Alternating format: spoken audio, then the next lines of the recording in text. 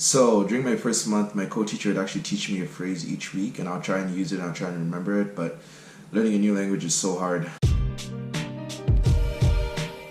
So when I came to Korea, I actually had every intention of learning as much Korean as I could during my stay here. So during my first month, my co-teacher would actually teach me a phrase each week, and I'll try and use it and I'll try and remember it, but learning a new language is so hard. So I can say basic things like hi, thank you, have a good weekend, and so on, but it's very, very hard to hold a conversation if you don't understand how to structure sentences. So I kind of realized that I can live here without really learning any Korean. So most Korean people that I meet, when I try to talk to them, they always speak in English and they try and gesture because they know I'm a foreigner. So I'm pretty much basically able to understand what they're saying. In terms of getting around, most signs are in English and in Korean, so it's pretty easy to go where you need to go. Google Maps doesn't really work here for some reason, so I use Naver Maps and Kakao Maps. You can actually set the navigation in Korean or in English, which is pretty dope. And if you need to take the bus, there's a number that you can call and they have service in English, and you can just talk to them and tell them where you need to go and they'll do it for you, which is pretty helpful. In terms of reading things that are in Korean, you can actually use the Google Translate app, which is pretty sick. What you can do is you can get your phone and then you literally hover your camera over the Korean text and the Google Translate will translate it for you into English, which is pretty sick. I found the app helpful when I had to pay my bills.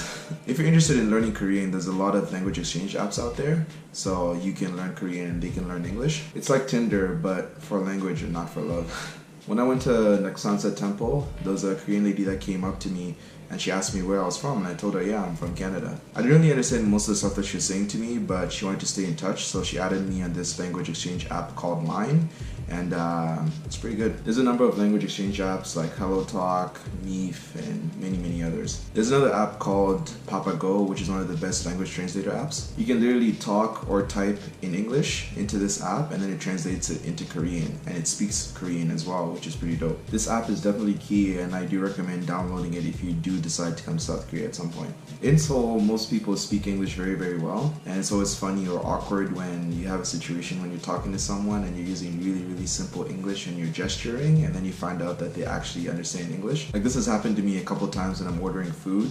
So one time I was at Subway and I was just trying to get a sub, and then I was telling them, I'm like, oh, can I get the number four sub? And they kind of just like, oh, okay, do you want to cook and a drink with that? And I was like, oh, yeah, you understand English, my bad. With street signs in English, with the resources and the technology around us, it's very, very easy to live here and to get around on a daily basis and do what I have to do. So I survive in Korea. Stay dreaming, stay chasing, and I'll see you in the next one.